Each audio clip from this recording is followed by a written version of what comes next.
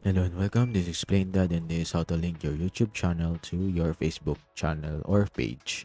So first, make sure that you're logged into the both accounts and make sure that you are in the page mode. So you should be able to see here, you should be able to swap to the page account.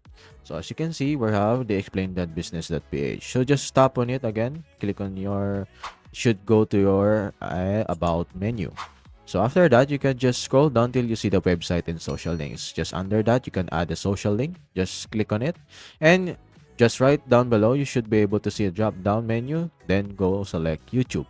So after that, you just type on the official name of your YouTube channel. And after that, you should be able to go to it again. So for example, since it doesn't exist, it should give you an 404 error. But if it does, as you can see, when we save and tap on it again, you should be able to see it will redirect you to that specific link. And that should be it.